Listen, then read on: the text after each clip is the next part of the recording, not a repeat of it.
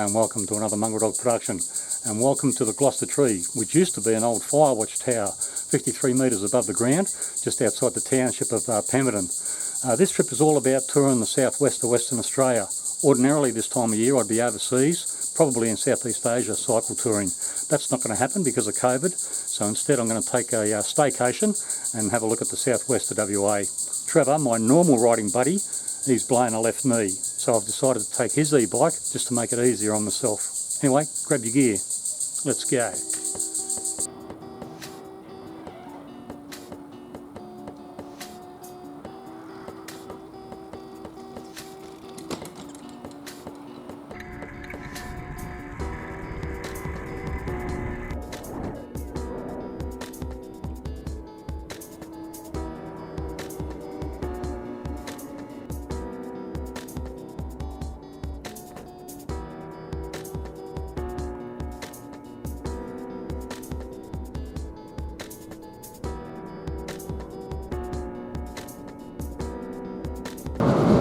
Well, this is day one, and day one is all about the logistics of getting out of the city centre. I've caught a local train down to Mandurah, which is well clear of the city limits, and from there I've got a short ride of about 22 kilometres to a small township called Pinjarra, where I'll stay tonight.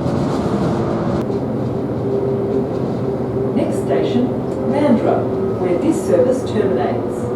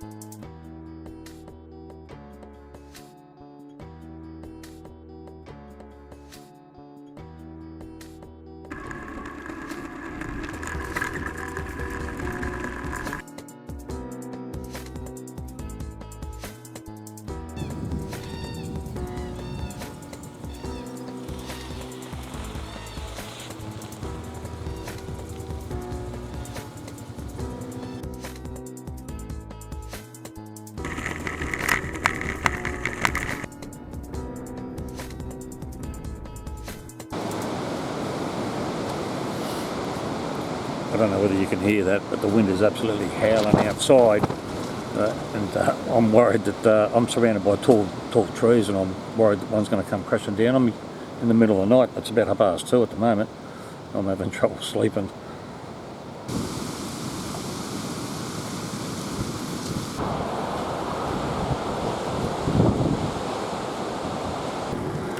Well, it's early on day 3. I can already tell that today's going to be very, very bad for different reasons. Last night the wind was quite strong because I was camped in amongst a lot of tall trees. I was a bit nervous. I was waiting for one to fall over and kill me. That never happened. But the forecast for today is destructive winds up to 90 kilometres an hour in the area that I'm going through. So I'm not looking forward to that. Another reason I know today's going to be a bad day is yesterday evening I managed to burn out the battery charger, so I'm back to basics. This bike is not going to be any help at all today and for the next few days to come until I organise a replacement charger, which could take days or weeks. So yes, I've already had the mindset of today's going to be a bad day, but you've got to have those occasionally, don't you? Just to remind you of all the good ones. Yeah, 64 kilometre day today. I've started early to finish early, I hope.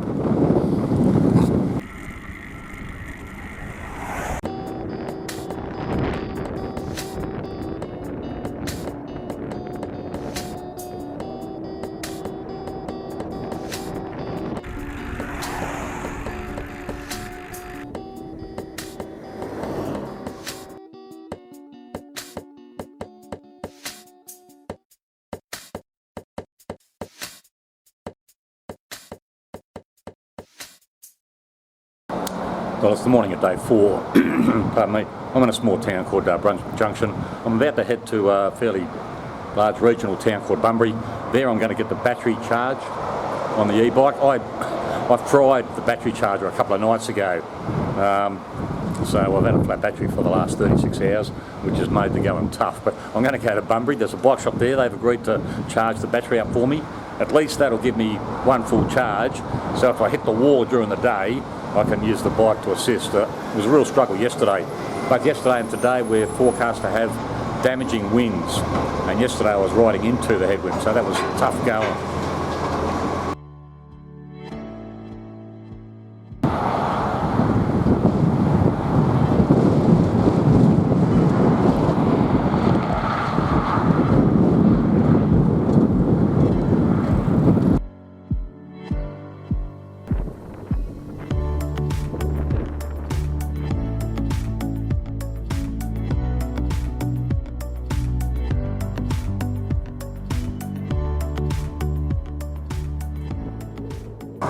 Well, things have gotten a little bit more complicated than I expected. I've been to Fitzroy Cycles in Bunbury. Very, very knowledgeable and helpful. Thank you, Keating, for your help. Anyway, that aside, he's done some checks and tests, works out my batteries on the fritz. I shorted the battery out, so he couldn't help me. So there's no sense sending a charger to Pemberton, because that's not going to make any difference. So I'm heading towards Bustleton now. There's a caravan park halfway between the two. I'll prop there for tonight and have a look at my options. Well, I never expected this. This was the only way to make the movie, wasn't it? Hey Trev, nice to see a smiling face. Yeah, I shorted the battery out while I was trying to charge it on the end of the second day, which made the bike, as far as an e-bike is concerned, pretty useless. And it's a heavy bike to push without any pedal assist. Anyway, Trevor, my son, who owns the bike, he knew of the problems, so he thought he'd surprise me and meet me just outside of Bustleton with one of my other standard conventional mountain bikes. So we've swapped the bikes over and I'm now back on Old Faithful. Yeah, my giant 24 speed, pretty much standard mountain bike. So I'll do the rest of the trip for that.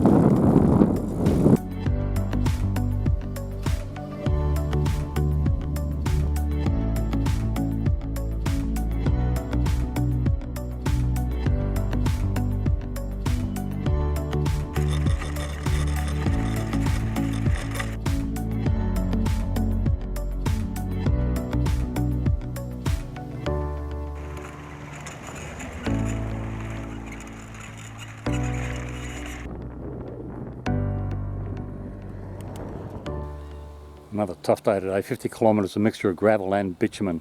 Yeah, tough going, for me anyway. Tonight I'm staying at Jarrwood.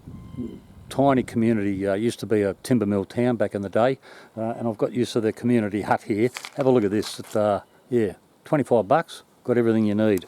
Come and have a look. I don't know how old this place is, probably 1940s or 50s I guess. Fully self-contained, look at that, TV. Lots of beds, 9 beds in total I think. Completely self-contained kitchen, everything you could want, microwave, toaster, kettle, all that sort of stuff. That's my bed for the evening. Beautiful. More beds out the back here. Laundry, hot water, perfect. I've even had a chance to be able to do a load of washing. And tomorrow I head to Nannup, which is only 27 kilometres through the bush. But yeah, 27 kilometres, slightly downhill for most of the way I believe, so I'm looking forward to that.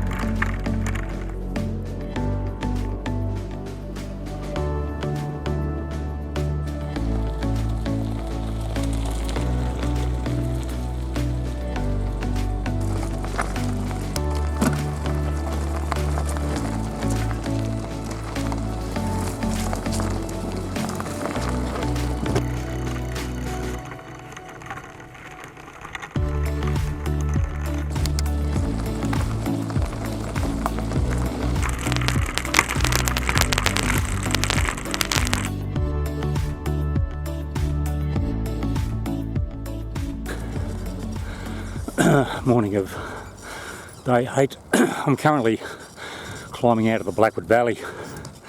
I knew it was coming. Wasn't looking forward to it. So yesterday I had a day off in Nannup just to rest and fatten up. Travelling here in Australia can be expensive with accommodation and food. So I'm living out of the tent pretty much where I can, the caravan parks and the like. But occasionally, just occasionally, you'll come across these little gems in the middle of nowhere. And tonight is another example. I'm going to Donnelly River Village, which was a former timber mill community. And there they got bunkhouse rooms, or bunk room houses, I don't know, bunk something, backpacker stuff, for $25 a night. But that gives me access to a kitchen and showers and all that sort of stuff, and a mattress, which would be a nice change. We've just got to get there.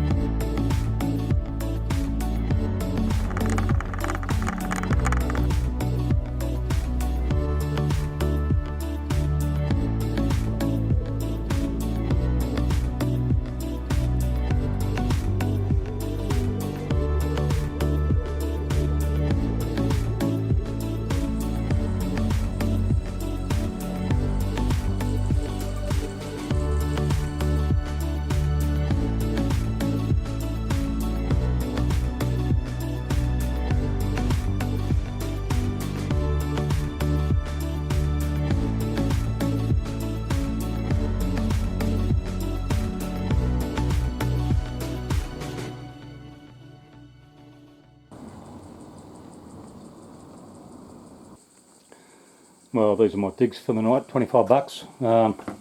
Yeah, it's a 6-bed bunkhouse, I think they call it. It's used to be an old 2-room schoolhouse back in the day. So yeah, there's 2 rooms like this. They reckon I'll be the only bloke here tonight. It's midsummer here in Australia, and nobody else would be crazy enough to be out here walking or riding, apparently. And down the end is a self-contained kitchen and shower and toilet. So yeah, that's all I need. Better than the tent, a bit more comfortable.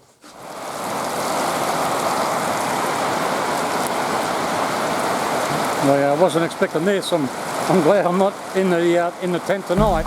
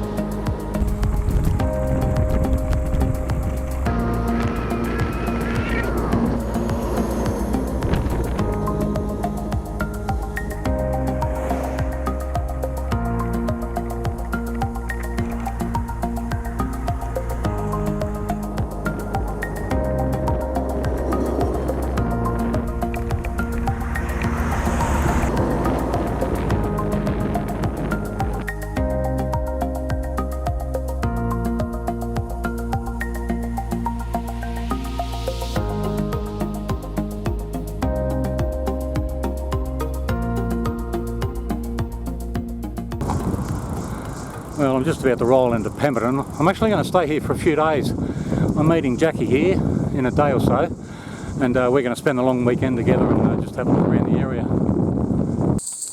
Well, I'm currently atop the Gloucester tree, which is 53 metres above the ground. It used to be a fire watch tower back in the day, and you could see the benefit. I mean, in the distance there on the horizon you can see smoke from fires that were caused by lightning about 3 nights ago.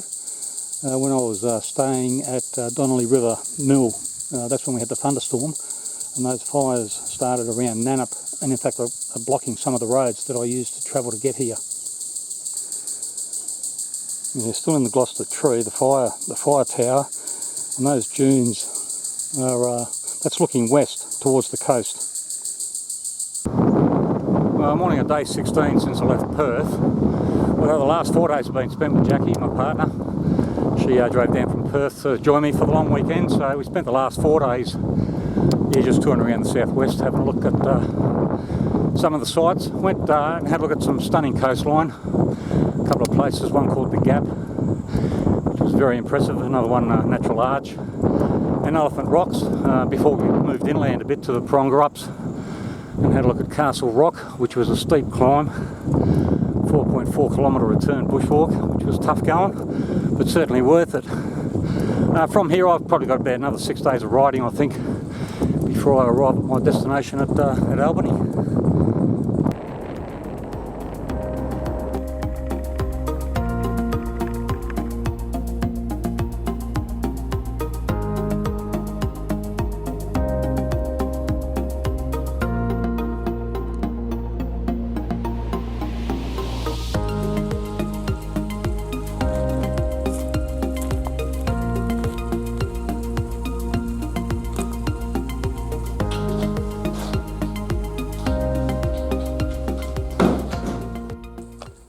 Well, I'm at a campground called Shannon. It used to be a mill town back in the day. The mill's long gone, but they've converted it to a campground. There's 60 odd sites spread throughout the bush. They've got some facilities here: toilets, showers, camp kitchens. The thing is, there's a total fire ban. All right, you're not allowed to fire. The only exception is what they call a chip heater. You've got to light the fire to heat the water if you want to shower. But I've got an ulterior motive. I didn't bring any cooking gear with me. I've got food, but I didn't bring any cooking gear, and I'm miles away from any town. So I'm going to light the chip heater for two reasons. Firstly, to have a shower. But secondly, to cook my can of baked beans later on for dinner.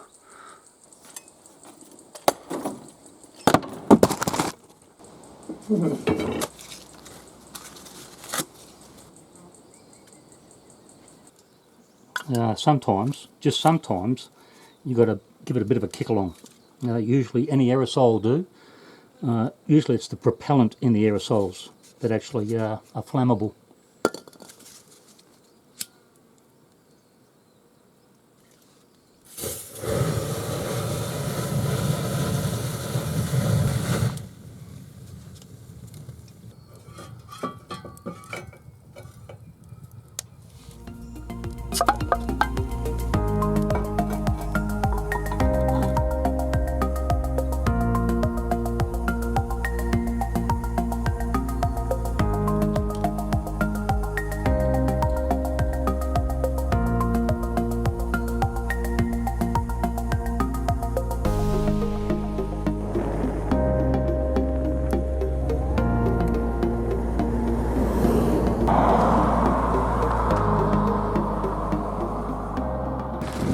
Well, in most cases I've been pretty fortunate with the traffic. It's been relatively light. Today's a different story. I was on one of the major arterial roads. There's a few heavy vehicles and holiday traffic, so I might cut my losses and get off that road. I'm taking a minor gravel road. It's going to be a bit longer and a bit more uncomfortable, but I'd rather that than keep dodging heavy vehicles. I think this might be safer for everybody.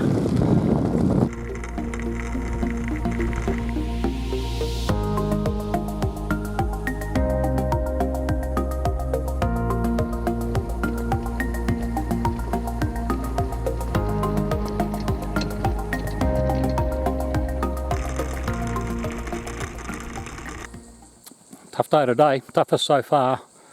It'll be about 80 k's I think before I finish. And this stretch, the last 2 days, is the longest stretch between towns. So no resupply. I've had to, there was no fresh water at Shannon. This was sort of, I don't know, tank water. It's been boiled. It doesn't look flash, but hopefully it won't make me crook. Sometimes you just got to do what you got to do.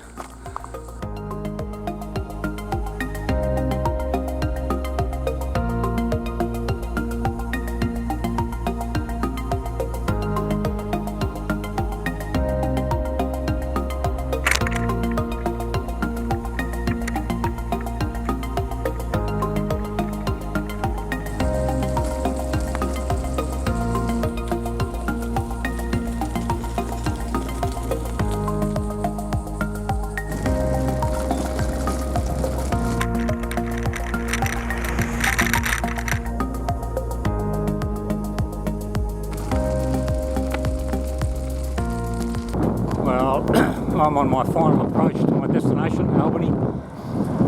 Today's been a mixed bag of conditions, including a strong headwind. Looks like I'm going to finish the same way I started, heading right into a strong easterly breeze. So yeah, destination Albany. Albany is important for a couple of reasons.